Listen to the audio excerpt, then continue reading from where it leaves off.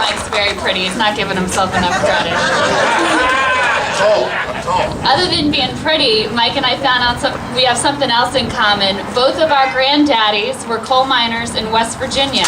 So we're brothers and sisters that way too.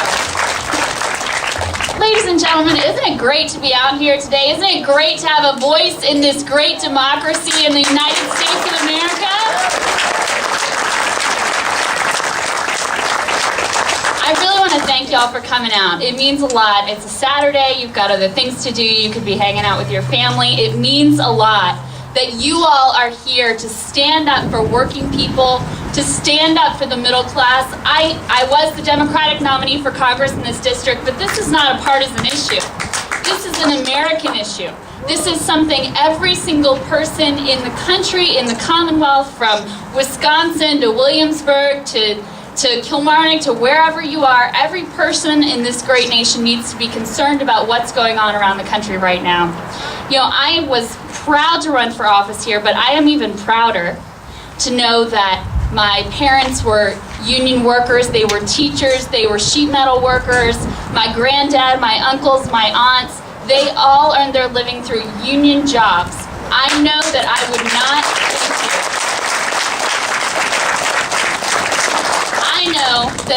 not have the opportunities that I have had in life if it were not for the rights that they fought for and that you all are here to fight for today. So thank you all for being out here.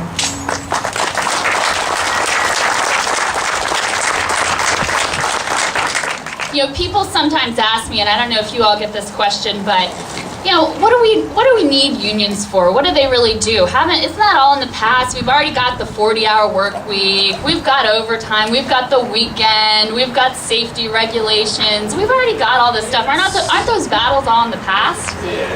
Well, if we needed a wake-up call, we certainly got one with what's going on in Wisconsin and Ohio and New Jersey and Indiana and right here in the Commonwealth of Virginia. But even if you put all that aside, just put all that aside, we have workplace safety that is going in the wrong direction. We have a middle class that is being squeezed out of existence. We have discrimination in the workplace that is still alive and well, discrimination of all kinds. We have an immigration policy that is still broken. And we have a system in which political power is no longer in the hands of the people. It's in the hands of those with the money to buy access. Okay, not only do we need unions now, we need a strong labor movement now more than ever before. This is our time.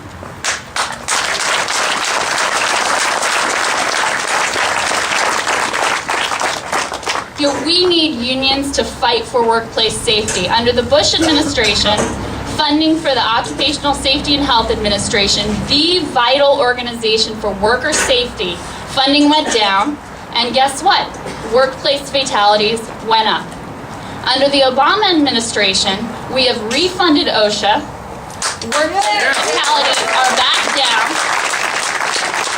But we can't be complacent, because guess what, folks? There's another big budget battle coming at the federal level, and aside from them putting Elmo and Big Bird on the chopping block, you can guess what federal agency they're looking to cut. They're looking to cut funding for OSHA again. We need unions to fight for workplace safety. And improved workplace safety isn't just good for union families. Workplace safety is good for all families in this country.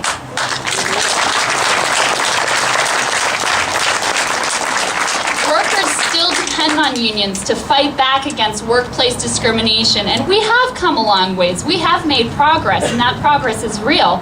But women in this country still make 78% of what men make. If you're a minority woman, it's even worse. Immigrants in this country are still subject to bad work conditions, below market wages, which depresses the wages of all Americans. We still have a lot of work to do. We need unions to fight for a fair and equitable working environment. We need unions to fight for sensible immigration reform.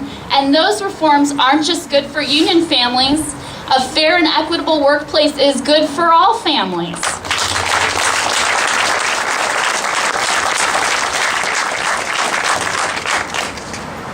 Workers depend on unions to fight for the middle class. And I know you all know this part is true. Over the past 30 years, 90% of Americans have seen their wages completely stagnant. They have not gone up at all since the 80s.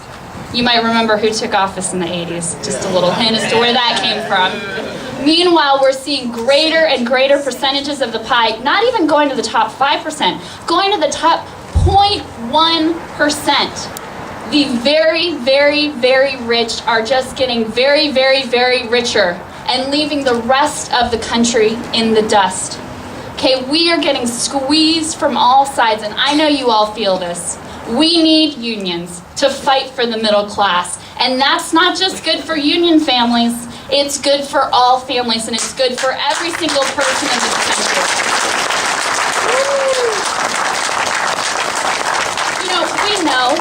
We read the papers, we feel it in our pocketbooks, we know the economy is still bad. We are in a recovery, we hope that it's still nascent.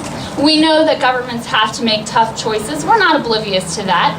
And we are willing to share in those sacrifices that need to be made. Now, we would like to see some of the people that actually caused the fiscal crisis actually sharing in those sacrifices too.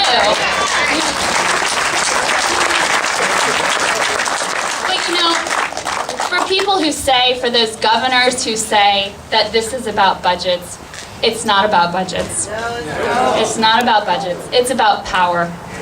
It's about them trying to take that last little bit of power, that last little voice that we have, that last big, strong voice that we all have when we stand together, united as workers, as middle-class people, as Americans. It's about them trying to strip that bit of power away from us, and we will not let it happen.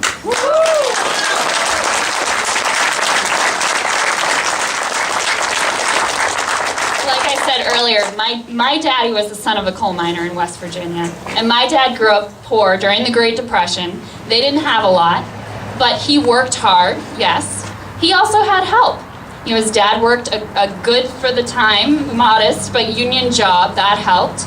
He got a good public education thanks to some wonderful teachers and a commitment from the state and from the country. He got to go to West Virginia University on a state scholarship, and he ended up as a scientist designing weapon systems for our country, and he worked for the federal government his entire career. He made a huge contribution. He provided a middle-class life for myself and for my sisters. He lived the American dream. And I think the reason that we are all here today, at least this is the reason I'm here today, is because we feel that American dream under threat.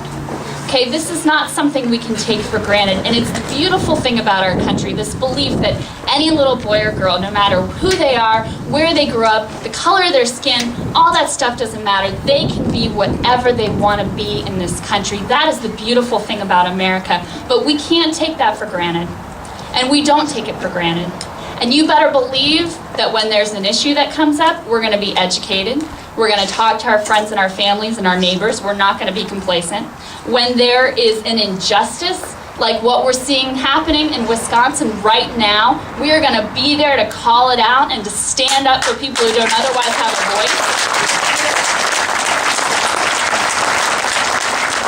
And when there's an election, not only are we going to go to the polls, but we're going to get our friends, we're going to get our families, we're going to get our neighbors, grandma, grandpa, we're going to get them all to the polls too. Make sure they know what they're voting on. Make sure they understand the issues and what's at stake, because that's the way that we're going to get this done.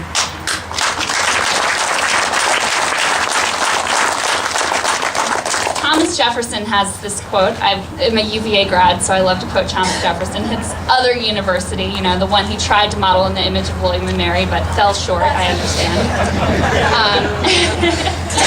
Thomas Jefferson said, "That government is strongest of which every man and woman," I added that part, he didn't say that part, "feels themselves a part." And isn't that all that we're asking for? Aren't we just asking for a voice in our workplace?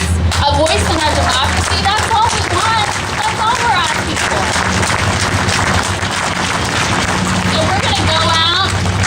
We're going to drive trains. We're going to keep our communities safe. We're going to children. We're gonna make beer. We're gonna deliver our goods and services. We're gonna do all of that, and we're gonna fight for an equitable America. I know you all are with me. Thank you for being here today. God bless this country. God bless you.